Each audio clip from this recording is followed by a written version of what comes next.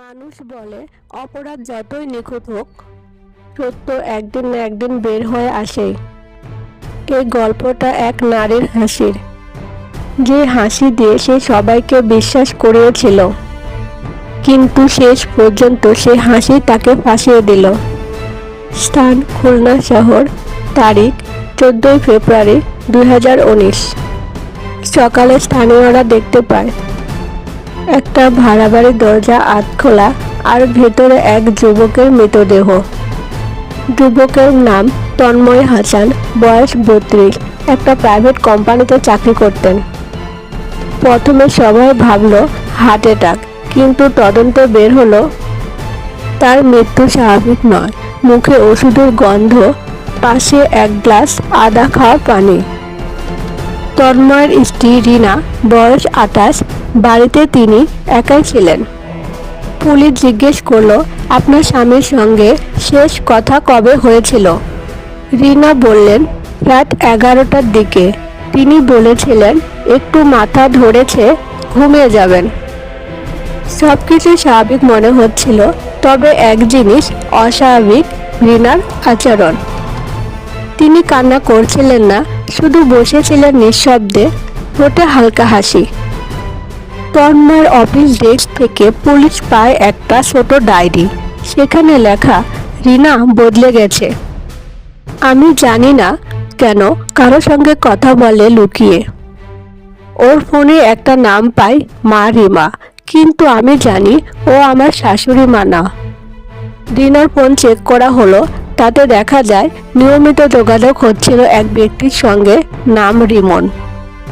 রিমনকে police তদন্ত জানতে পারে রিমন রিনার কলেজের পুরনো বন্ধু, এবং কয়েক মাস আগেও তারা প্রায় দেখা করত। জিজ্ঞাসাবাদে রিনা বলল, রিমন শুধু বন্ধু, আমার স্বামীর সঙ্গে কোনো সমস্যা ছিল না।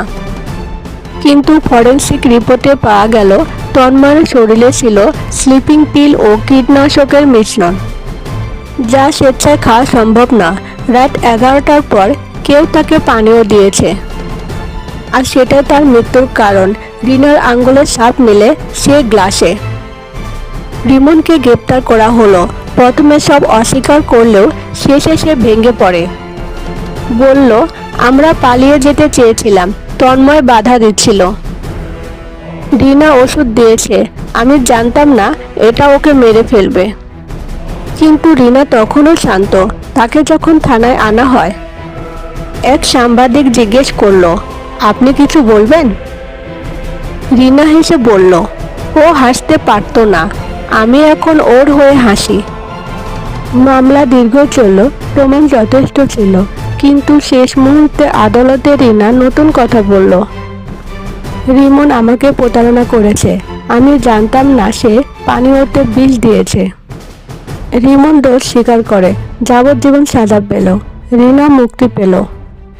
সবাই ভেবেছিল গল্প এখানে শেষ, কিন্তু 8 মাস পর খুলনার এক ছোট ক্যাফেতে রিনা ও নতুন এক ছেলেকে একসাথে দেখা গেল।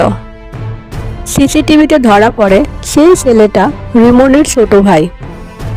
তন্ময় মারা গিয়েছিল ভালোবাসার ফাঁদে পড়ে। রিমন হারালো ভাই ও জীবন দুটোই। আর রিনা, আপনি কি সুখে আছেন? তার ঠোঁটে ওঠে সে একই হাসি, যে হাসি একদিন প্রমাণ করেছিল সবচেয়ে বিপজ্জনক অস্ত্র কখনো কখনো একটা মিষ্টি হাসি। ভিডিওটা যদি ভালো লাগে তাহলে অবশ্যই চ্যানেলটা সাবস্ক্রাইব করবেন, লাইক, কমেন্ট এবং শেয়ার করতে ভুলবেন না প্লিজ।